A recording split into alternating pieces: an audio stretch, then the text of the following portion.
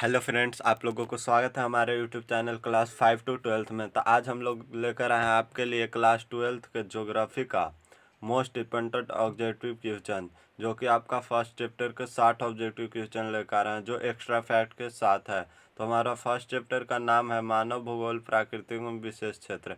अगर आप इस वीडियो को देखते हैं तो आपका फर्स्ट चैप्टर जो है मानव भूगोल प्राकृतिक एवं विशेष क्षेत्र 99% तक क्लियर हो जाएगा एकदम। तो इस वीडियो को शुरू से अच्छे से अंत तक देखिएगा, और वीडियो अच्छा लगे तो वीडियो को लाइक एवं चैनल को सब्सक्राइब जरूर कीजिएगा। तो समय को न गवाते हुए हम लोग बढ़ते हैं अपने अगले फर्स्ट क्वेश्चन की ओर। तो हमारा पहला क्वेश्चन है, हमारा फर्स्ट क्वेश्चन कहता है मानव भूगोल मानव समाज और पृथ्वी के धरातल के बीच संबंधों का संश्लेषित अध्ययन है, यह परिभाषा किसने दी। तो पहला क्वेश्चन है, एक बारी से फिर से पढ़ते हैं। मानव भूगोल मानव समाज और पृथ्वी के धरातल के बीच संबंधों का संश्लेषित अध्ययन है, यह परिभाषा किसने दी। तो इसका करेक्ट आंसर आपका बी हो जाएगा, फ्रेडरिक रेडजल। फ्रेडरिक रेडजल ने यह परिभाषा दी है, तो इसका करेक्ट आंसर बी हो जाएगा।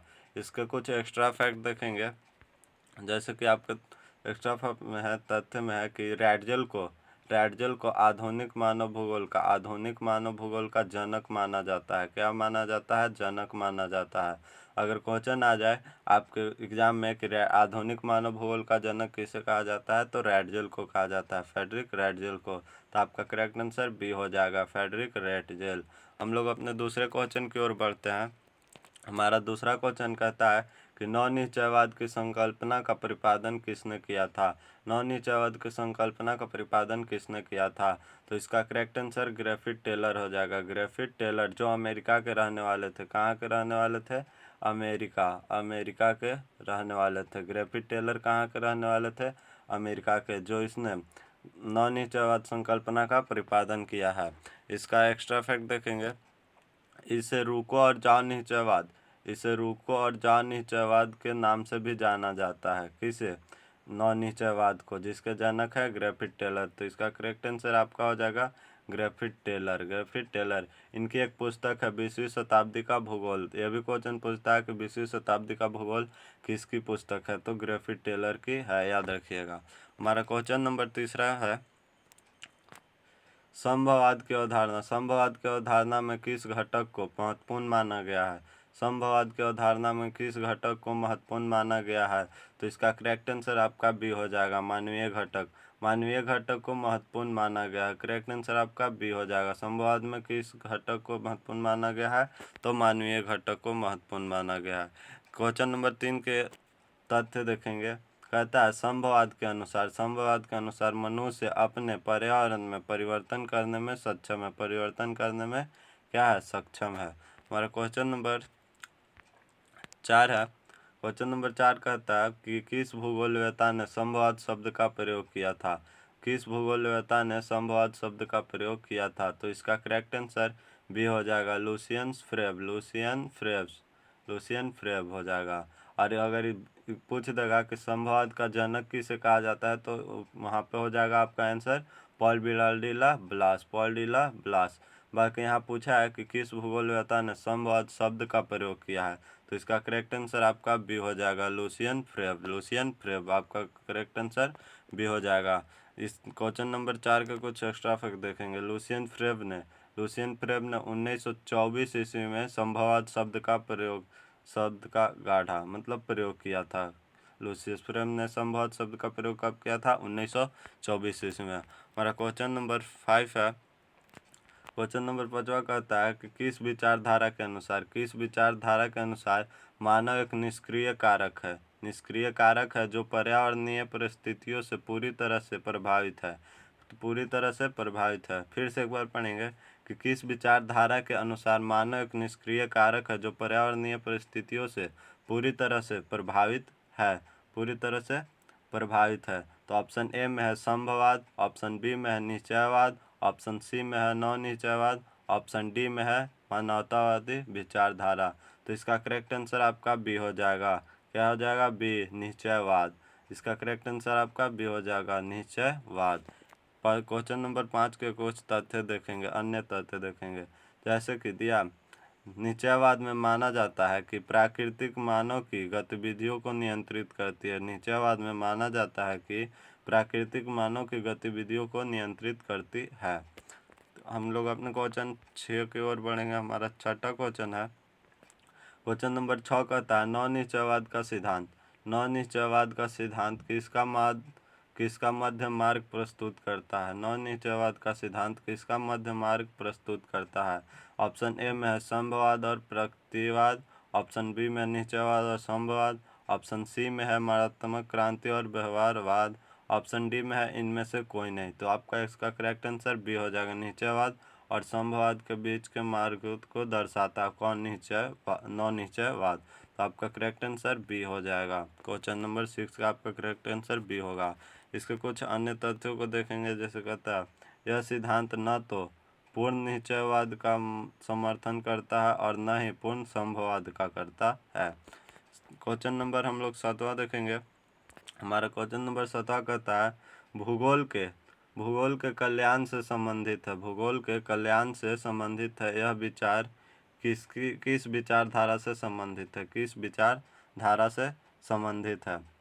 तो ऑप्शन ए में है व्यवहारवादी विचारधारा, ऑप्शन बी में है मानवतावादी विचारधारा, ऑप्शन सी में है अमूलवादी विचारधारा, ऑप्शन डी में है इनमें से कोई नहीं। तो इसका करेक्ट आंसर आपका बी हो जाएगा, मानवतावादी विचारधारा। भूगोल मानव के कल्याण से संबंधित है। किस विचारधारा से संबंधित है? तो मानवतावादी विचारधारा से। तो आपका करेक्ट आंसर बी हो जाएगा। इसका कुछ एक्स्ट्रा फैक्ट देखेंगे। कहता मानवतावादी विचारधारा मानव की चेतना, जागरूकता और रचनात्मकता पर बल देती है। रचनात्मकता पर बल देती है। क्वेश्चन पूछ सकता है कि मानवतावादी विचारधारा मानव के किस पर बल देता है? तो चेतना पर बल देता है, जागरूकता पर बल देता है और रचनात्मकता पर बल देती है। तो इसका करेक्ट आंसर आपका बी हो जाएगा, मानवतावादी विचारधारा। हम लोग अपने 8वें क्वेश्चन की ओर बढ़ते हैं। हमारा क्वेश्चन नंबर 8 कहता है कि किस विचारधारा ने सामाजिक असमानता, गरीबी और अभाव के कारण की व्याख्या करने के लिए मार्क्स के सिद्धांत का प्रयोग किया है या उपयोग किया है? तो इसका करेक्ट आंसर आपका बी हो जाएगा, अमूलवादी विचारधारा। क्या हो जाएगा? अमूलवादी विचारधारा। इसका करेक्ट आंसर बी हो जाएगा, अमूलवादी विचारधारा। हम लोग इसके अन्य तथ्यों को देखेंगे। जैसे कि यह विचारधारा जो अमूलवादी विचारधारा है सामाजिक कल्याण और समानता पर जोर देती है। समानता पर जोर देती है। तो इसका करेक्ट आंसर आपका बी हो जाएगा, अमूलवादी विचारधारा। करेक्ट आंसर आपका 8वां का बी हो जाएगा। हमारा क्वेश्चन नंबर 9 है। क्वेश्चन नंबर 9 कहता है निम्नलिखित में से कौन सा उपागम मानव की प्रत्यक्ष अनुभूति पर आधारित है? निम्नलिखित में कौन सा उपागम मानव की प्रत्यक्ष अनुभूति पर आधारित है? तो ऑप्शन ए में है स्थानीय संगठन, ऑप्शन बी में है व्यवहारवादी विचारधारा, ऑप्शन सी में है मात्रात्मक क्रांति, ऑप्शन डी में है क्षेत्रीय विभेदन। तो इसका करेक्ट आंसर आपका बी हो जाएगा, व्यवहारवादी विचारधारा। व्यवहारवादी विचारधारा आपका करेक्ट आंसर 9 का बी हो जाएगा, व्यवहारवादी विचारधारा। हमारे को इसके अन्य तथ्य हैं। जैसे कि यह उपागम के प्रत्यक्ष अनुभव और उसकी दैनिक गतिविधियों पर ध्यान देता है। क्या? दैनिक गतिविधियों पर ध्यान देता है। तो आपका करेक्ट आंसर बी हो जाएगा, व्यवहारवादी विचारधारा। क्वेश्चन नंबर 9 का आपका करेक्ट आंसर बी हो जाएगा, व्यवहारवादी विचारधारा। लोग अपने 10वें क्वेश्चन की ओर बढ़ते हैं। हमारा क्वेश्चन नंबर 10 कहता है कि निम्नलिखित में से कौन सा एक मानव भूगोल का उपक्षेत्र नहीं है? यहाँ पे अंत में ना आप लोग को एग्जाम में ध्यान देना है कि निम्नलिखित में कौन सा एक मानव भूगोल का उपक्षेत्र है। आप सोच के और मार देते हैं, तो यहाँ पे देखना है नहीं है। तो इसका करेक्ट आंसर आप लोग का डी हो जाएगा, जलवायु विज्ञान। साफा दिख रहा है जलवायु विज्ञान मानव भूगोल का एक उपक्षेत्र नहीं है, क्योंकि सामाजिक भूगोल है, चिकित्सा भूगोल है, सैन्य भूगोल भी है। तो आपका करेक्ट आंसर डी हो जाएगा, जलवायु विज्ञान जो है मानव भूगोल का एक उपक्षेत्र नहीं होगा। तो इसका तथ्य देख लेंगे। जलवायु विज्ञान भौतिक भूगोल की शाखा है। जलवायु विज्ञान जो है भौतिक भूगोल की शाखा है। तो इसका करेक्ट आंसर आपका डी हो जाएगा, जलवायु विज्ञान मानव भूगोल के उपक्षेत्र नहीं है। हमारा क्वेश्चन नंबर 11 है। क्वेश्चन नंबर 11 कहता है कि चुनावी भूगोल किसका उपक्षेत्र है? चुनावी भूगोल किसका उपक्षेत्र है? तो ऑप्शन ए में है सामाजिक भूगोल, ऑप्शन बी में है आर्थिक भूगोल, ऑप्शन सी में है राजनीतिक भूगोल, ऑप्शन डी में है जनसंख्या भूगोल। तो चुनाव कहाँ राजनीतिक में होता है, तो आपका करेक्ट आंसर सी हो जाएगा। क्या हो जाएगा? सी, राजनीतिक भूगोल। चुनावी भूगोल किसका उपक्षेत्र है? राजनीतिक भूगोल का। तो आपका करेक्ट आंसर सी हो जाएगा, चुनावी भूगोल। क्वेश्चन नंबर 11 का तथ्य देखेंगे। यह चुनाव परिमाणों और मतदान व्यवहार का अध्ययन है। चुनाव और परिमाण और मतदान का व्यवहार का अध्ययन है। तो इसका करेक्ट आंसर आपका सी हो जाएगा, राजनीतिक भूगोल। क्वेश्चन नंबर 12 देखते हैं। क्वेश्चन नंबर 12 कहता है कि निम्नलिखित में कौन सा एक सामाजिक भूगोल का उपक्षेत्र नहीं है? निम्नलिखित में कौन सा एक सामाजिक भूगोल का उपक्षेत्र नहीं है? तो इसका करेक्ट आंसर आपका डी हो जाएगा, संसाधन भूगोल।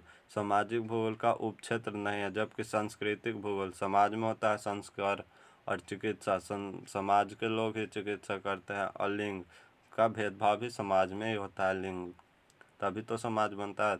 और डी जो कि संसाधन भौतिक भूगोल का एक शाखा है। तो इसका करेक्ट आंसर आपका क्वेश्चन संख्या 12 का आपका करेक्ट आंसर डी हो जाएगा, संसाधन भूगोल। इसके अन्य तथ्यों को देखेंगे, जैसे संसाधन भूगोल आर्थिक भूगोल का एक हिस्सा है। संसाधन भूगोल आर्थिक भूगोल का एक हिस्सा या भौतिक भूगोल के भी एक भाग हो सकता है।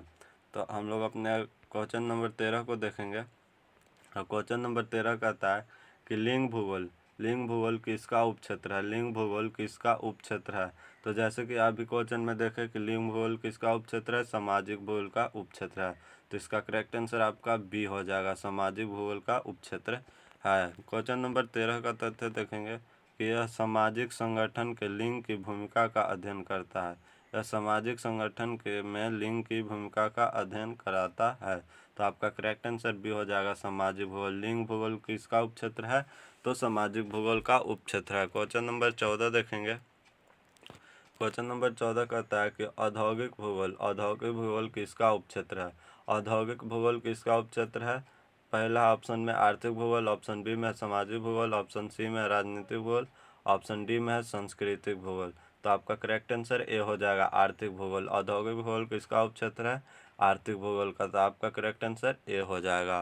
क्वेश्चन नंबर 14 का तथ्य देखेंगे। कहता है औद्योगिक भूगोल उद्योग के वितरण और उनके स्थानिक पैटर्न का अध्ययन है। तो आपका करेक्ट आंसर ए हो जाएगा, आर्थिक भूगोल। हम लोग क्वेश्चन 15 की ओर बढ़ते हैं। हमारा क्वेश्चन है 15 कहता है कि क्षेत्रीय विभेदन का क्या अर्थ है? क्षेत्रीय विभेदन का क्या अर्थ है?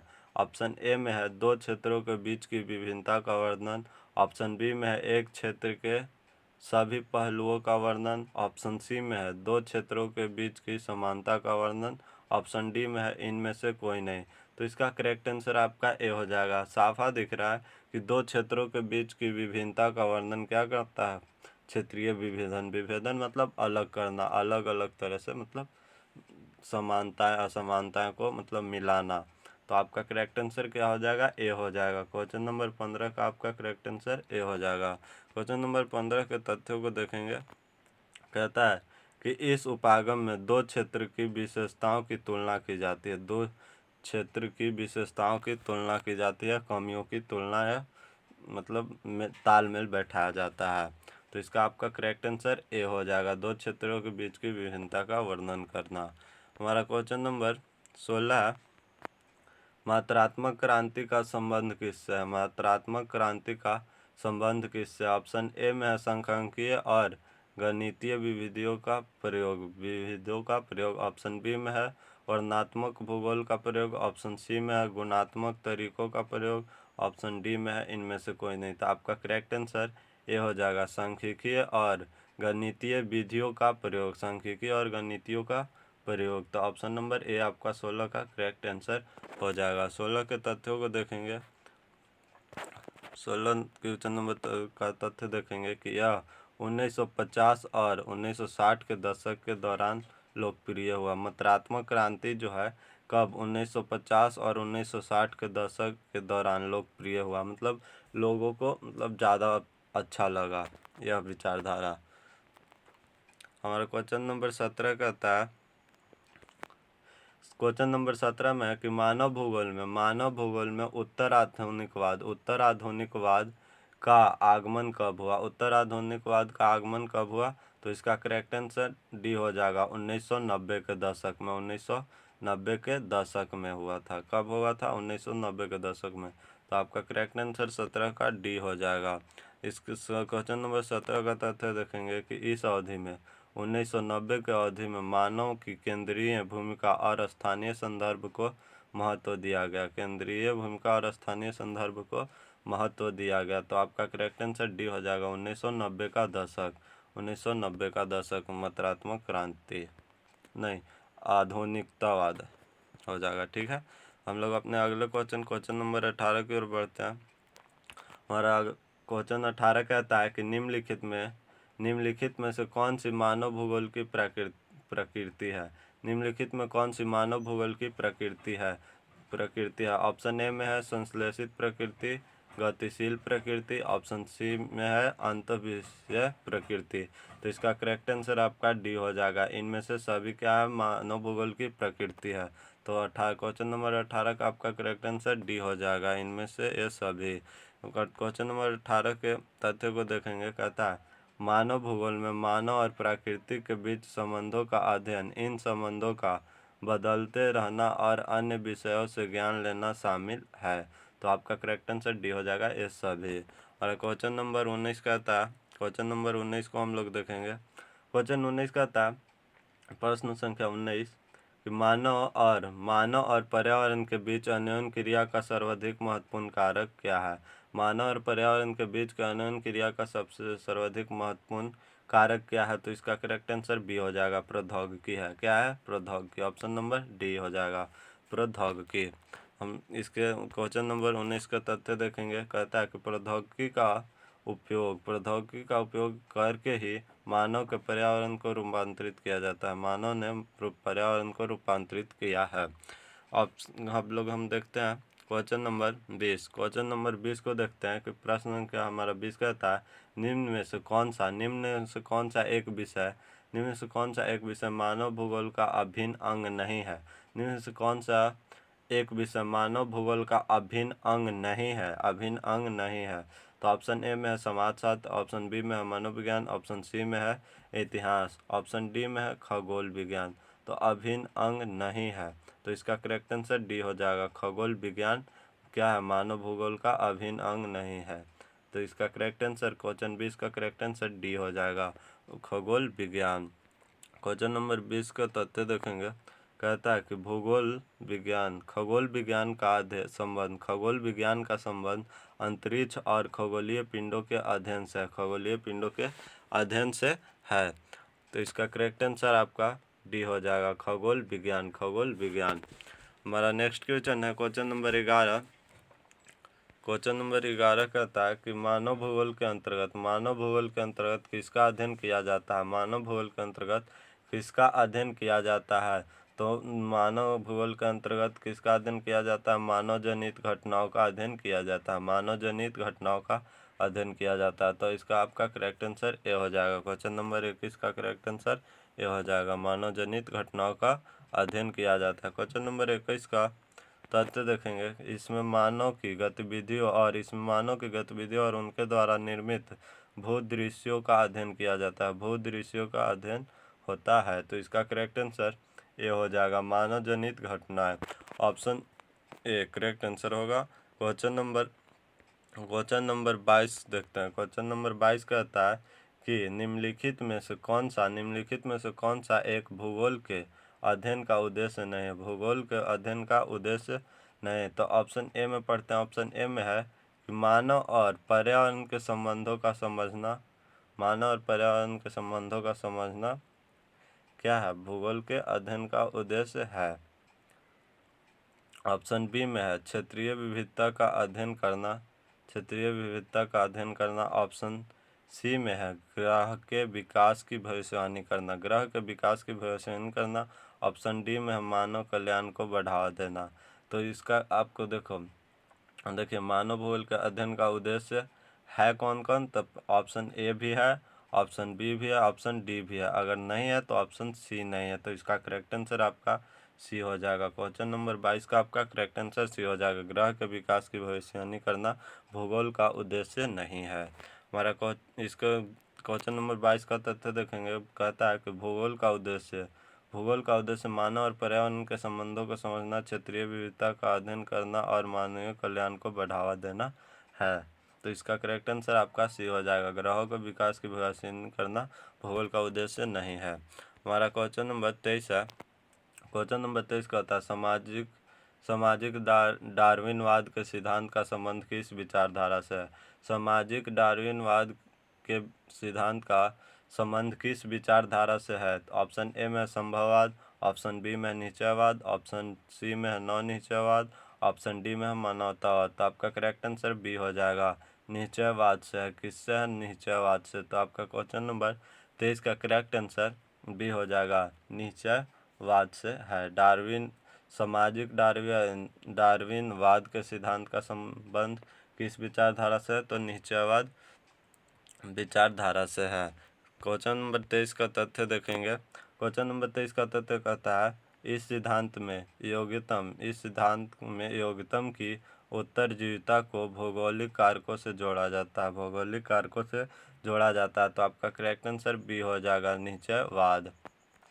हमारा नेक्स्ट क्वेश्चन है क्वेश्चन नंबर 24। प्रश्न 24 कहता है कि प्राकृतिक पर विजय का संबंध किस विचारधारा से है। प्राकृतिक पर विजय का संबंध किस विचारधारा से है। ऑप्शन ए में है निश्चयवाद, ऑप्शन बी में संवाद, ऑप्शन सी में है नौ निश्चयवाद, ऑप्शन डी में है इनमें से कोई नहीं। तो इसका करेक्ट आंसर आपका बी हो जाएगा, संभववाद से। किससे है, संभववाद से। तो आपका करेक्ट आंसर बी हो जाएगा। 24 का आपका करेक्ट आंसर बी हो जाएगा। क्वेश्चन नंबर 24 के तथ्यों को देखेंगे। कहता है संभववाद मानता है कि मानव अपनी बुद्धि और प्रौद्योगिकी से प्रकृति को नियंत्रित कर सकता है। कितना कर सकता है, या तो सीमित करता है। कितना करता है, सीमित कर सकता है। ठीक है, तो आपका करेक्ट आंसर बी हो जाएगा, संभववाद। हमारा नेक्स्ट क्वेश्चन है क्वेश्चन नंबर 25 है। कहता है प्रश्न 25 कहता है भूगोल शब्द का सर्वप्रथम प्रयोग किसने किया। भूगोल शब्द का प्रयोग सर्वप्रथम किसने किया। तो इसका करेक्ट आंसर आपका एरोटोस्थनीज होगा, एरोटोस्थनीज। आपका क्वेश्चन नंबर 25 का करेक्ट आंसर ए हो जाएगा, एरोटोस्थनीज। 25 नंबर क्वेश्चन का देखेंगे एक्स्ट्रा फैक्ट। कहता है एरोटोस्थनीज ने ज्योग्राफी शब्द का प्रयोग किया था। हम लोग अपने अगले क्वेश्चन नंबर 26 की ओर बढ़ते हैं। हमारा क्वेश्चन 26 कहता है मानव भूगोल और भौतिक भूगोल के बीच के अंतर पृष्ठ को किस रूप में देखा जाता है। मानव भूगोल और भौतिक भूगोल के बीच के अंतर पृष्ठ को किस रूप में देखा जाता है। ऑप्शन ए है द्वैतवाद, ऑप्शन बी है मात्रात्मक क्रांति, ऑप्शन सी है संवाद, ऑप्शन डी है निश्चयवाद। तो आपका करेक्ट आंसर ए हो जाएगा, द्वैतवाद। ऑप्शन नंबर ए आपका करेक्ट आंसर होगा 26 का, द्वैतवाद। हम लोग क्वेश्चन नंबर 26 के एक्स्ट्रा फैक्ट देखेंगे। द्वैतवाद का अर्थ है दो अलग अलग विचार का एक साथ अस्तित्व, जैसे कि मानव भूगोल और भौतिक भूगोल का। तो आपका करेक्ट आंसर ए हो जाएगा, द्वैतवाद। हम लोग अपने क्वेश्चन नंबर 27 की ओर बढ़ते हैं। हमारा क्वेश्चन 27 कहता है कि कौन सा दृष्टिकोण मानव और पर्यावरण के बीच संबंध का अध्ययन करने पर जोर देता है। ऑप्शन ए में है मात्रात्मक क्रांति, ऑप्शन बी में है क्षेत्रीय विभिन्नता, ऑप्शन डी में है स्थानीय संगठन, ऑप्शन डी में है मानवीय विचारधारा। तो इसका करेक्ट आंसर आपका डी हो जाएगा, मानवीय विचारधारा। आपका क्या हो जाएगा, करेक्ट आंसर मानवीय विचारधारा आपका करेक्ट आंसर होगा। प्रश्न संख्या 27 का आपका करेक्ट आंसर डी हो जाएगा, मानवीय विचारधारा। क्वेश्चन नंबर 27 के तथ्यों को देखेंगे। मानवीय विचारधारा मानव के कल्याण और पर्यावरण के साथ उसके संबंध पर केंद्रित है। तो आपका करेक्ट आंसर डी हो जाएगा, मानवीय विचारधारा। क्वेश्चन नंबर 28 हम लोग देखेंगे। क्वेश्चन 28 हमारा कहता है कौन सा दृष्टिकोण भूगोल को एक सामाजिक विज्ञान के रूप में देखता है। कौन सा दृष्टिकोण भूगोल को एक सामाजिक विज्ञान के दृष्टिकोण में देखता है। ऑप्शन ए में है मात्रात्मक क्रांति, ऑप्शन बी में है अमूलवादी विचारधारा, ऑप्शन सी में है निश्चयवाद, ऑप्शन सी में है निश्चयवाद, ऑप्शन डी में है संभववाद। तो इसका करेक्ट आंसर आपका बी हो जाएगा, अमूलवादी विचारधारा। क्या देखता है? भूगोल को एक सामाजिक विज्ञान के रूप में देखता है। कौन? अमूलवादी विचारधारा। तो प्रश्न के 28 का आपका करेक्ट आंसर बी हो जाएगा। इसके क्वेश्चन 28 का तथ्य देखेंगे कि अमूलवादी विचारधारा में भूगोल का उद्देश्य सामाजिक समस्या, असमानता और अभाव को समझना होता है। क्या होता है? समझना होता है। तो आपका क्वेश्चन 28 का आपका करेक्ट आंसर अमूलवादी विचारधारा हो जाएगा। क्या हो जाएगा? अमूलवादी विचारधारा, ऑप्शन नंबर बी। क्वेश्चन 29 देखेंगे। हमारा प्रश्न 29 कहता है कि मानव भूगोल में उत्तर आधुनिकवाद का मुख्य जोर किस पर है? मानव भूगोल में उत्तर आधुनिकवाद का मुख्य जोर किस पर है? ऑप्शन ए है केंद्रीय योजना, ऑप्शन बी है गणितीय मॉडल, ऑप्शन सी है स्थानीय संदर्भ, ऑप्शन डी में है वैश्विक समाधान। तो आपका करेक्ट आंसर सी हो जाएगा, स्थानीय संदर्भ। क्वेश्चन नंबर 29 का आपका करेक्ट आंसर सी हो जाएगा, स्थानीय संदर्भ में। तो क्वेश्चन 29 का देखेंगे, एक्स्ट्रा फैक्ट को देखेंगे। तथ्य उत्तर आधुनिकवाद में स्थानीय संदर्भ, अनुभव और परिचय पर जोर दिया जाता है। तो आपका करेक्ट आंसर सी हो जाएगा, स्थानीय संदर्भ। क्वेश्चन नंबर 30 हम लोग देखेंगे। क्वेश्चन नंबर 30 है किसने नौ निश्चयवाद को रुको और जाओ निश्चयवाद के रूप में वर्णित किया है? किसने नौ निश्चयवाद को रुको और जाओ निश्चयवाद के रूप में वर्णित किया है? तो अब इसका करेक्ट आंसर बी हो जाएगा, ग्रिफिथ टेलर, जिन्हें नौ निश्चयवाद का जनक भी कहा जाता है। तो आपका करेक्ट आंसर 30 का बी हो जाएगा, ग्रिफिथ टेलर। क्वेश्चन नंबर 23 के एक्स्ट्रा फैक्ट को देखेंगे। तथ्य ग्रिफिथ टेलर ने यह समझाया कि मानव प्रकृति को तब तक नियंत्रित कर सकता है जब तक कि वह कुछ सीमाओं के भीतर रहे। तो इसका करेक्ट आंसर आपका बी हो जाएगा, ग्रिफिथ टेलर। हमारा नेक्स्ट क्वेश्चन है, क्वेश्चन नंबर 31 का आता है।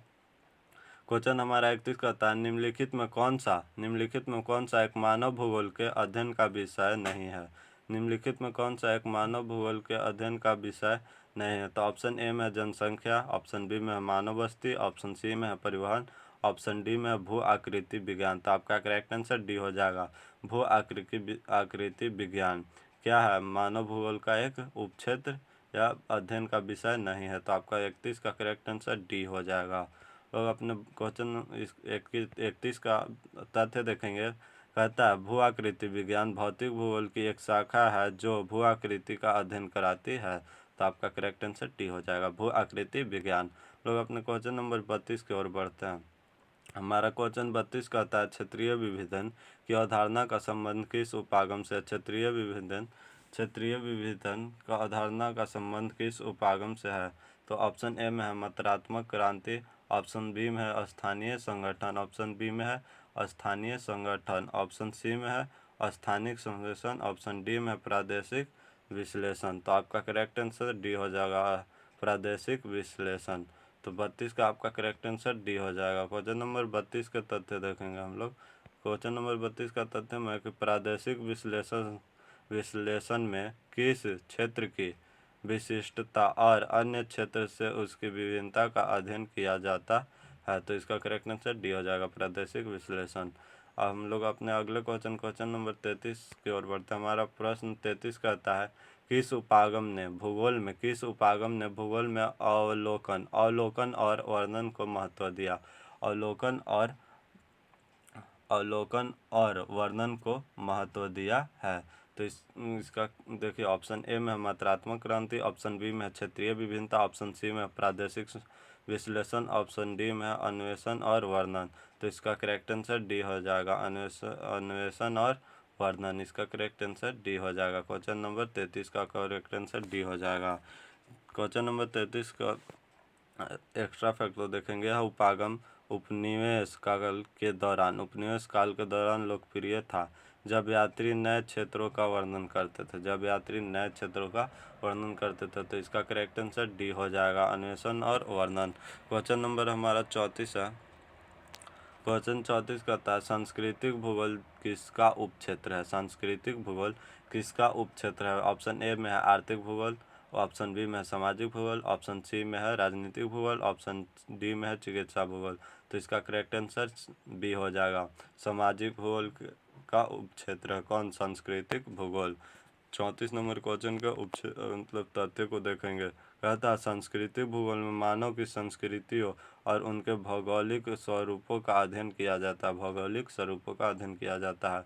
तो सांस्कृतिक भूगोल किसका उपक्षेत्र है? तो सामाजिक भूगोल का एक उपक्षेत्र है। तो इसका करेक्ट आंसर बी हो जाएगा। क्या हो जाएगा? बी। हम लोग अपने अगले क्वेश्चन 35 की ओर बढ़ते हैं। हमारा क्वेश्चन नंबर 35, प्रश्न 35 कहता है मानव भूगोल का संबंध, मानव भूगोल का संबंध अन्य सामाजिक विज्ञानों से भी है, जैसे कि समाजशास्त्र और अर्थशास्त्र। ऑप्शन बी में है भू विज्ञान और जल विज्ञान, ऑप्शन सी में प्राणी विज्ञान और वनस्पति विज्ञान, ऑप्शन डी में इनमें से कोई नहीं।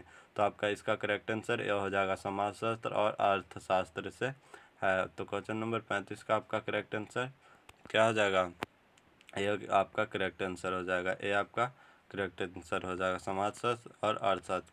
प्रश्न 35 का तथ्य देखेंगे। कहता है मानव भूगोल का अध्ययन अंतः विषयक होता है, जिसमें विभिन्न सामाजिक विज्ञानों से ज्ञान लिया जाता है। तो आपका करेक्ट आंसर ये हो जाएगा, समाजशास्त्र और अर्थशास्त्र। हमारा नेक्स्ट क्वेश्चन है। क्वेश्चन नंबर हमारा 36 कहता है मानव भूगोल के किस उपागम ने मानव के अस्तित्व और चेतना पर जोर दिया? मानव भूगोल के किस उपागम ने मानव के अस्तित्व और चेतना पर जोर दिया? तो ऑप्शन ए में है निश्चयवाद, ऑप्शन बी में है संभववाद, ऑप्शन सी में है नौ निश्चयवाद, ऑप्शन डी में है मानवतावादी विचारधारा।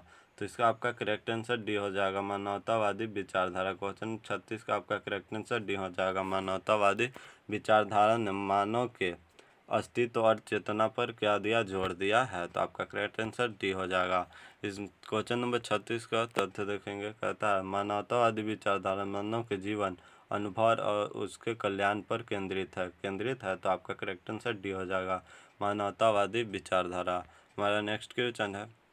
क्वेश्चन नंबर हमारा 37 है। कहता है फ्रेडरिक रैटजल ने मानव भूगोल को किस रूप में परिभाषित किया? फ्रेडरिक रैटजल ने मानव भूगोल को किस रूप में परिभाषित किया? ऑप्शन ए में है मानव विकास का अध्ययन, ऑप्शन बी में सामाजिक घटनाओं का अध्ययन, ऑप्शन सी में है मानव समाज और पृथ्वी के धरातल के बीच संबंधों का संश्लेषित अध्ययन, ऑप्शन डी में पर्यावरणीय कारकों का अध्ययन। तो आपका करेक्ट आंसर सी हो जाएगा, आपका करेक्ट आंसर सी हो जाएगा। क्या हो जाएगा? सी। आपका करेक्ट आंसर सी हो जाएगा, मानव समाज और पृथ्वी के धरातल के बीच संबंधों का संश्लेषित अध्ययन है। कौन बताए थे? फ्रेडरिक रैटजल ने। तो आपका करेक्ट आंसर सी हो जाएगा। क्वेश्चन नंबर 37 के एक्स्ट्रा फैक्ट को देखें। रैटजल की परिभाषा मानव भूगोल के मूल सिद्धांत को दर्शाती है। रैटजल की ये जो परिभाषा है मानव भूगोल के मूल सिद्धांत को दर्शाती है। तो आपका करेक्ट आंसर सी हो जाएगा, मानव समाज और पृथ्वी के धरातल के बीच संबंधों का संश्लेषित अध्ययन है। कौन? मानव भूगोल। किसने कहा? रैटजल ने। हमारा क्वेश्चन नंबर 38 है। क्वेश्चन नंबर 38 कहता है नवनिश्चयवाद के अनुसार मानव किस सीमा तक प्राकृतिक में बदलाव ला सकता है? ऑप्शन ए में असीमित, ऑप्शन बी में असीमित, ऑप्शन सी में है बिल्कुल नहीं, ऑप्शन डी में है इनमें से कोई नहीं। तो आपका करेक्ट आंसर बी हो जाएगा, सीमित। क्वेश्चन नंबर 38 का आपका करेक्ट आंसर बी हो जाएगा, सीमित। इसके कुछ एक्स्ट्रा फैक्ट को देखेंगे।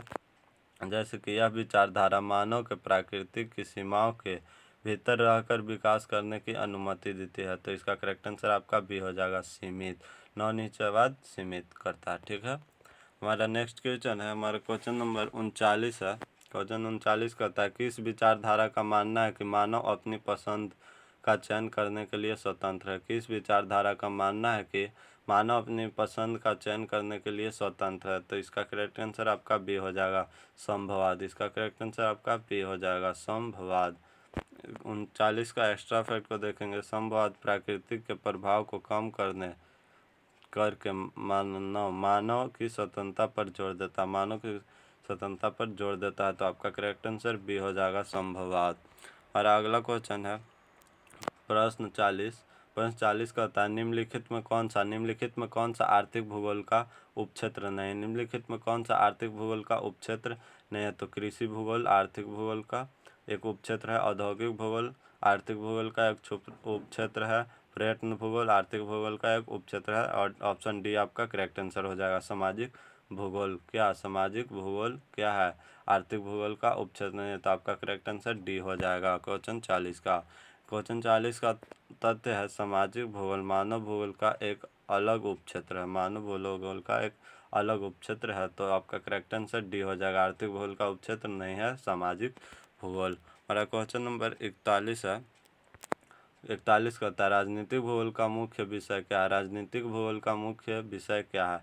ऑप्शन ए में मानव बस्ती, ऑप्शन बी में चुनावी व्यवहार, ऑप्शन सी में है जलवायु परिवर्तन, ऑप्शन डी में है कृषि पद्धतियाँ। तो आपका करेक्ट आंसर बी हो जाएगा चुनावी व्यवहार क्या है राजनीतिक भूगोल का एक मुख्य विषय है। तो आपका 41 का करेक्ट आंसर बी हो जाएगा। क्या हो जाएगा बी हो जाएगा। क्वेश्चन नंबर 41 का तथ्य देखेंगे। कहता है राजनीतिक भूगोल में चुनावी पैटर्न सीमाओं और राज्य के भौगोलिक पहलुओं का अध्ययन किया जाता है। तो आपका करेक्ट आंसर बी हो जाएगा चुनावी व्यवहार क्या है राजनीतिक भूगोल का एक प्रमुख विषय है। और क्वेश्चन 42 है। क्वेश्चन नंबर 42 कहता है भूगोल में मात्रात्मक क्रांति का प्रमुख दोष क्या था। भूगोल में मात्रात्मक क्रांति का प्रमुख दोष क्या था। ऑप्शन ए में यह मानव पर ध्यान केंद्रित नहीं करता था। सही में यह बात सही है कि मात्रात्मक क्रांति जो है यह मानव पर ध्यान अपना केंद्रित नहीं करता था। ऑप्शन ए भी सही है। ऑप्शन बी कहता है यह गणितीय मॉडल पर अत्यधिक निर्भर था। यह क्या मात्रात्मक क्रांति जो थी गणितीय मॉडल पर अत्यधिक निर्भर था। यह भी ऑप्शन बी भी सही है। ऑप्शन सी कहता है यह सामाजिक समस्याओं को अनदेखा करता था। यह सामाजिक समस्याओं को अनदेखा करता था। यह भी सही था। आपका करेक्ट आंसर डी हो जाएगा इनमें से सभी। 42 का करेक्ट आंसर आपका डी हो जाएगा इनमें से सभी। हमारा क्वेश्चन नंबर 42 का एक्स्ट्रा फैक्ट है मात्रात्मक क्रांति के दौरान मानव कल्याण और मानवीय भावनाओं को अनदेखा किया गया जो इसकी एक प्रमुख कमी थी। तो आपका करेक्ट आंसर डी हो जाएगा इनमें से सभी। हम लोग अपने अगले क्वेश्चन नंबर 43 की ओर बढ़ते हैं। हमारा प्रश्न 43 का था मानवतावादी विचारधारा का उदय किस दशक में हुआ। मानवतावादी विचारधारा का उदय किस दशक में हुआ।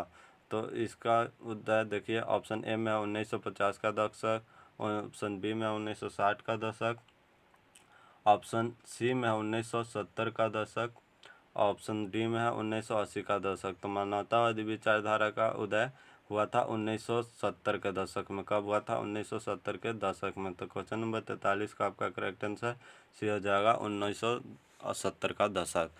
क्वेश्चन 43 का एक्स्ट्रा फैक्ट देखेंगे जैसे इस दशक में मात्रात्मक क्रांति के प्रति असंतोष के कारण मानवतावादी विचारधारा का उदय हुआ। तो आपका करेक्ट आंसर 1970 का दशक हो जाएगा। ऑप्शन नंबर सी आपका करेक्ट आंसर होगा 43 का। हमारा नेक्स्ट क्वेश्चन है क्वेश्चन नंबर 44 है। कहता है किसने कहा था कि मानव भूगोल क्रियाशील मानव और अस्थायी पृथ्वी के परिवर्तनशील संबंधों का अध्ययन है। किसने कहा था कि मानव भूगोल क्रियाशील मानव और अस्थायी पृथ्वी के परिवर्तनशील संबंधों का अध्ययन है। ऑप्शन ए में है जीन ब्रोन्स, ऑप्शन बी में कुमारी एलन सैंपल, ऑप्शन सी में है ग्रिफिथ टेलर, ऑप्शन डी में है पॉल बिडाल डी लब्लास। तो आपका करेक्ट आंसर बी हो जाएगा कुमारी एलन सैंपल ने कहा था। ऑप्शन नंबर आपका बी करेक्ट आंसर होगा 44 का। क्वेश्चन नंबर 44 का तथ्य देखेंगे। यह परिभाषा मानव भूगोल की गतिशील प्रकृति को दर्शाती है। तो आपका करेक्ट आंसर बी हो जाएगा कुमारी एलन सैंपल। हमारा अगला क्वेश्चन है 45 है। क्वेश्चन हमारा 45 कहता है कि भूगोल शब्द की उत्पत्ति किस भाषा से हुई है। भूगोल शब्द की उत्पत्ति किस भाषा से हुई।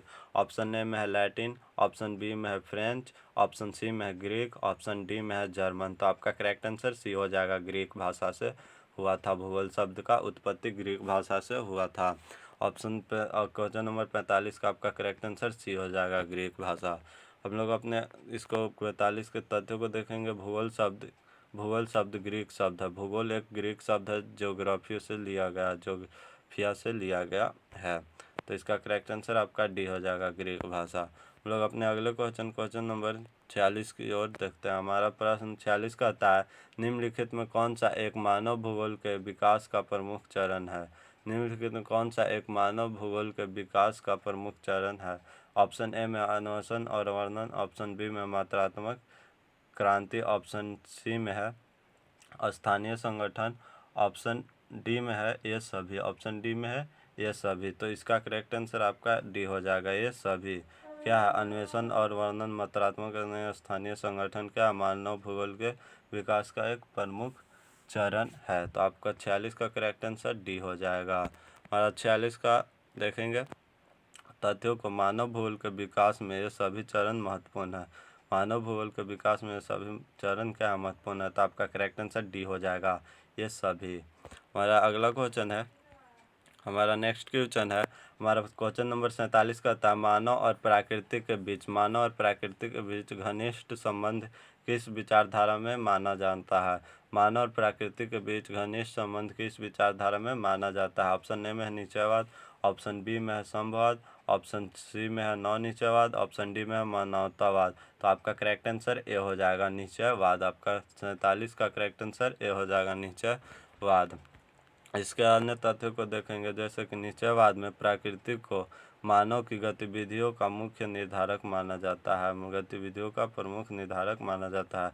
तो इसका करेक्ट आंसर ए हो जाएगा, निश्चयवाद। हमारा क्वेश्चन अगला है, क्वेश्चन नंबर 48 कहता है कि मानव भूगोल के किस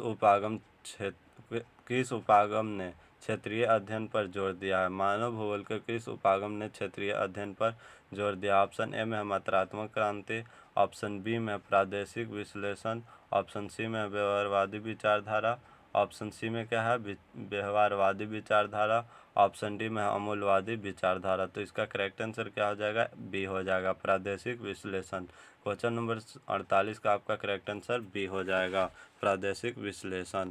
क्वेश्चन नंबर 48 के तथ्यों को देखेंगे, जैसे कि यह उपागम किसी क्षेत्र की विशिष्टता और उसके सभी पहलुओं का अध्ययन कराता है, उसके सभी पहलुओं का अध्ययन कराता है। तो आपका करेक्ट आंसर भी हो जाएगा, प्रादेशिक विश्लेषण।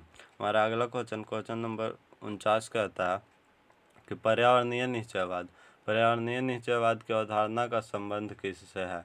पर्यावरणीय निश्चयवाद की अवधारणा का संबंध किससे है? ऑप्शन ए में प्राकृतिक की प्रभुता से, ऑप्शन बी में मानव की प्रभुता से, ऑप्शन सी में मानव और प्राकृतिक के बीच की संतुलन से, ऑप्शन डी में है इनमें से कोई नहीं। तो आपका करेक्ट आंसर ए हो जाएगा, आपका करेक्ट आंसर ए हो जाएगा, प्राकृतिक की प्रभुता से। और यही संभववाद पूछता तो मानव की प्रभुता होता, और जबकि नौ निश्चयवाद पूछता तो दोनों हो जाता सी।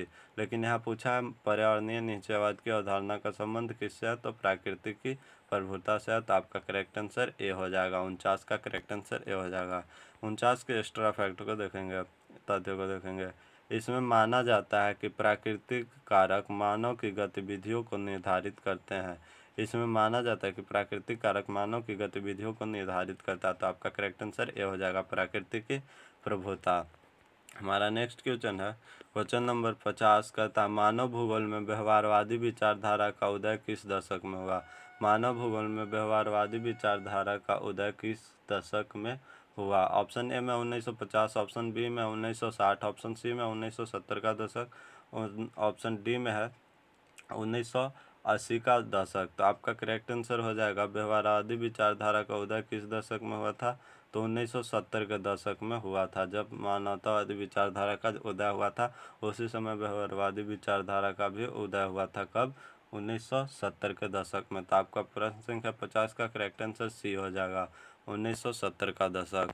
50 के एक्स्ट्रा फैक्ट को देखेंगे, कहता है इस विचारधारा में ने मानव के व्यवहार और निर्णय लेने की प्रक्रिया पर ध्यान केंद्रित किया है, तो आपका करेक्ट आंसर सी हो जाएगा, 1970 का दशक। व्यवहारवादी विचारधारा का उदय का दशक कब है? 1970 का दशक। तो आपका करेक्ट आंसर 50 का सी हो जाएगा। और क्वेश्चन नंबर 51 है। 51 करता है आर्थिक भूगोल का संबंध किससे है? आर्थिक भूगोल का संबंध किससे? ऑप्शन ए में मानव की आर्थिक गतिविधियों से, ऑप्शन बी में चुनावी पैटर्न से, ऑप्शन सी में सांस्कृतिक और समाज से, ऑप्शन डी में भू आकृति से। तो आपका करेक्ट आंसर साफ दिख रहा है, ए होगा। क्या होगा? ए होगा, मानव की आर्थिक गतिविधियों से। तो 51 का आपका करेक्ट आंसर ए होगा, मानव की आर्थिक गतिविधियों से। 51 के एक्स्ट्रा फैक्ट को देखेंगे। आर्थिक भूगोल में कृषि, उद्योग और व्यापार जैसी मानव की आर्थिक गतिविधियों का अध्ययन किया जाता है। तो आपका करेक्ट आंसर ए हो जाएगा, मानव की आर्थिक गतिविधियाँ। ऑप्शन अब देखेंगे हम लोग क्वेश्चन नंबर 52 को। क्वेश्चन 52 कहता है निम्न में से कौन सा मानव भूगोल के अध्ययन का उद्देश्य नहीं है? निम्नलिखित में कौन सा मानव भूगोल के अध्ययन का उद्देश्य नहीं है? ऑप्शन ए में मानव और पर्यावरण के संबंधों को समझना, ऑप्शन बी में सामाजिक असमानता को दूर करना, ऑप्शन सी में क्षेत्रीय विविधताओं का अध्ययन करना, ऑप्शन डी में पृथ्वी की आयु की गणना करना। तो ऑप्शन डी आपका करेक्ट हो जाएगा, पृथ्वी की आयु की गणना करना। 52 का आपका करेक्ट आंसर डी हो जाएगा। क्या हो जाएगा? ऑप्शन नंबर डी आपका करेक्ट आंसर होगा 52 का। क्वेश्चन नंबर 52 के तथ्यों को देखेंगे कि पृथ्वी की आयु का अध्ययन भू विज्ञान का विषय है। तो आपका करेक्ट आंसर डी हो जाएगा, पृथ्वी की आयु की गणना करना। हमारा क्वेश्चन नंबर 53 कहता है, क्वेश्चन 53 कहता है निम्नलिखित में कौन सा मानव भूगोल के अध्ययन का दृष्टिकोण नहीं है? निम्नलिखित में कौन सा मानव भूगोल के अध्ययन का दृष्टिकोण नहीं है? तो इसका आपका करेक्ट आंसर देखिएगा, इसमें खोजिएगा। ऑप्शन ए में है क्षेत्रीय विविधन, ऑप्शन बी में है मात्रात्मक क्रांति, ऑप्शन सी में है वर्णनात्मक भूगोल, ऑप्शन डी में है खगोलीय विज्ञान। तो जो कि मानव भूगोल का उद्देश्य का दृष्टिकोण नहीं है, खगोलीय विज्ञान क्या है? नहीं है। तो आपका करेक्ट आंसर 53 का डी हो जाएगा। क्वेश्चन नंबर 53 का हम लोग देखेंगे एक्स्ट्रा फैक्ट। खगोलीय अध्ययन का संबंध अंतरिक्ष विज्ञान से है। खगोलीय अध्ययन का संबंध अंतरिक्ष विज्ञान से है। तो आपका करेक्ट आंसर डी हो जाएगा, खगोलीय अध्ययन। हमारा क्वेश्चन नंबर 54 है। क्वेश्चन 54 कहता है किस उपागम ने भूगोल में वैज्ञानिक दृष्टिकोण पर जोर दिया? किस उपागम ने भूगोल में वैज्ञानिक दृष्टिकोण पर जोर दिया? ऑप्शन ए में मानवतावादी विचारधारा, ऑप्शन बी में मात्रात्मक क्रांति, ऑप्शन बी में मात्रात्मक क्रांति, ऑप्शन सी में अमूलवादी विचारधारा, ऑप्शन डी में क्या है? संभववाद। तो आपका इसका करेक्ट आंसर बी हो जाएगा। 54 का आपका करेक्ट आंसर बी हो जाएगा, मात्रात्मक क्रांति है आपका करेक्ट आंसर बी हो जाएगा, मात्रात्मक क्रांति 54 का। इसके एक्स्ट्रा फैक्ट को देखेंगे, कहता है मात्रात्मक क्रांति में सांख्यिकीय विधियों के प्रयोग से भूगोल की अधिक वैज्ञानिक बनाने का प्रयास किया जाता है। तो इसका करेक्ट आंसर आपका बी हो जाएगा, मात्रात्मक क्रांति। हमारा नेक्स्ट क्वेश्चन है क्वेश्चन नंबर 55। कहता है निम्नलिखित में कौन सा एक मानव भूगोल का उपक्षेत्र नहीं है? निम्नलिखित में कौन सा एक मानव भूगोल का उपक्षेत्र नहीं है? पहला ऑप्शन ए में है जनसंख्या भूगोल, ऑप्शन बी में आवास भूगोल, ऑप्शन सी में संसाधन भूगोल, ऑप्शन डी में है जीव भूगोल। तो क्वेश्चन को एक बार फिर से पढ़िएगा। निम्नलिखित में कौन सा एक मानव भूगोल का उपक्षेत्र नहीं है? तो इसका करेक्ट आंसर डी हो जाएगा, जीव भूगोल मानव भूगोल का उपक्षेत्र नहीं है। तो इसका 55 का करेक्ट आंसर डी हो जाएगा। क्वेश्चन 55 का एक्स्ट्रा फैक्ट देखेंगे कि जीव भूगोल भौतिक भूगोल की एक शाखा है जो जीवों और उनके वितरण का अध्ययन कराती है। तो आपका करेक्ट आंसर डी हो जाएगा, जीव भूगोल मानव भूगोल की क्षेत्र न है।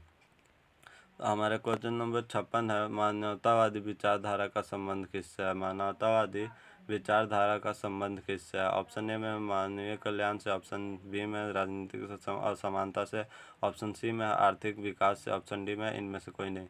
तो आपका 56 का करेक्ट आंसर क्या हो जाएगा? ए हो जाएगा, मानव के कल्याण से मानवतावादी विचारधारा का संबंध है। तो आपका ऑप्शन नंबर एकदम करेक्ट आंसर हो जाएगा 56 का। क्वेश्चन नंबर 56 के एक्स्ट्रा फैक्ट को देखेंगे। कहता है यह विचारधारा मानव की चेतना, जागरूकता और कल्याण पर बल देती है। तो आपका करेक्ट आंसर 56 का ए हो जाएगा, मानव कल्याण। ऑप्शन हो गया ए का करेक्ट आंसर हुआ। हम लोग अपने अगले क्वेश्चन नंबर 57 की ओर बढ़ते हैं। हमारा क्वेश्चन 57 कहता है संभववाद का मूल विचार क्या है? संभववाद का मूल विचार क्या है? तो इस ऑप्शन ए में प्रकृति की प्रभुता, ऑप्शन बी में मानव की प्रभुता, ऑप्शन सी में मानव और प्रकृति के बीच संतुलन, ऑप्शन डी में इनमें कोई नहीं। तो आपको हम पहले बता चुके हैं कि यह क्या होगा, प्रकृति की प्रभुता निश्चयवाद में और मानव की प्रभुता समवाद में, जो कि आपका ऑप्शन बी एकदम करेक्ट आंसर होगा। और ऑप्शन जो सी में है, मानव और प्रकृति के बीच संतुलन या नव निश्चयवाद का विचार है। ठीक है, क्या है, विचार है। तो संवाद का मूल विचार क्या है, मानव की प्रभुता। आपका करेक्ट आंसर बी हो जाएगा। क्वेश्चन नंबर 57 का आपका करेक्ट आंसर बी हो जाएगा। इसके एक्स्ट्रा फैक्ट को देखेंगे, तथ्य को कहते हैं। संभववाद के अनुसार मानव पर्यावरण को अपनी इच्छा से बदल सकता है। संभववाद के अनुसार मानव पर्यावरण को अपनी इच्छा से बदल सकता है। तो इसका करेक्ट आंसर बी हो जाएगा, मानव की प्रभुता। क्वेश्चन नंबर 58 कहता है हमारा कि निम्नलिखित में कौन सा एक मानव भूगोल के अध्ययन का क्षेत्र नहीं है। निम्न में से कौन सा एक मानव भूगोल का अध्ययन का क्षेत्र नहीं है। ऑप्शन ए में है जनसंख्या, ऑप्शन बी में है संस्कृति, ऑप्शन सी में है परिवहन, ऑप्शन डी में भू आकृति विज्ञान। तो आपका करेक्ट आंसर डी हो जाएगा, भू आकृति विज्ञान मानव भूगोल का एक क्षेत्र नहीं है। इसका क्वेश्चन नंबर 58 का एक्स्ट्रा फैक्ट देखें। भू आकृति विज्ञान भौतिक भूगोल के अंतर्गत आती है। भू आकृति विज्ञान भौतिक भूगोल के अंतर्गत आती है। तो इसका करेक्ट आंसर ए डी हो जाएगा, डी।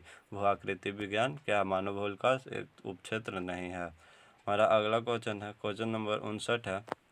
कहता है मानव भूगोल में मात्रात्मक क्रांति के बाद, मानव भूगोल में मात्रात्मक क्रांति के बाद किस उपागम का विकास हुआ। किस उपागम का विकास हुआ। ऑप्शन ए में क्षेत्रीय विभेदन का, ऑप्शन बी में है स्थानीय संगठन का, ऑप्शन सी में मानवतावादी विचारधारा, ऑप्शन डी में यह सभी। तो आपका करेक्ट आंसर डी हो जाएगा, मानवतावादी उपागम का विकास हुआ था। तो आपका क्वेश्चन नंबर 59 का ऑप्शन सी एकदम करेक्ट आंसर होगा। इसके कुछ एक्स्ट्रा फैक्ट को देखेंगे। कहता है मात्रात्मक क्रांति की सीमाओं के कारण, मात्रात्मक क्रांति की सीमाओं के कारण मानवतावादी उपगम का उदय हुआ। तो आपका करेक्ट आंसर सी हो जाएगा, मानवतावादी उपागम। हमारा क्वेश्चन नंबर 60 कहता है निम्नलिखित में कौन सा एक मानव भूगोल का उपक्षेत्र नहीं है। निम्नलिखित में कौन सा एक मानव भूगोल का उपक्षेत्र नहीं है। तो लिंग भूगोल है, लिंग भूगोल मानव भूगोल का उपक्षेत्र है। ऐतिहासिक भूगोल भी है, चिकित्सा भूगोल भी है, जल विज्ञान नहीं है। जल विज्ञान नहीं है। तो आपका करेक्ट आंसर डी हो जाएगा, 60 का आपका करेक्ट आंसर डी हो जाएगा। इसके एक्स्ट्रा फैक्ट को देखेंगे। कहता है जल विज्ञान भौतिक भूगोल की शाखा है जो पानी का अध्ययन कराती है, जो पानी का अध्ययन कराती है। तो आपका करेक्ट आंसर डी हो जाएगा, जल विज्ञान मानव भूगोल की एक शाखा ना है। तो अगर आपको वीडियो अच्छा लगा हो तो वीडियो को लाइक एवं चैनल को सब्सक्राइब जरूर कीजिएगा। तो ये क्वेश्चन 60 थे, जहाँ से आपका जो फर्स्ट चैप्टर है आप ज्योग्राफी का वो 99% तक आपका क्लियर हो चुका होगा। कितना, 99% तक क्लियर हो चुका होगा। तो फिर मिलेंगे अगले वीडियो में नए वीडियो के साथ। तो चैनल को सब्सक्राइब, वीडियो को लाइक ज़रूर कीजिएगा। आज के लिए इतना है, फिर मिलेंगे अगले वीडियो में।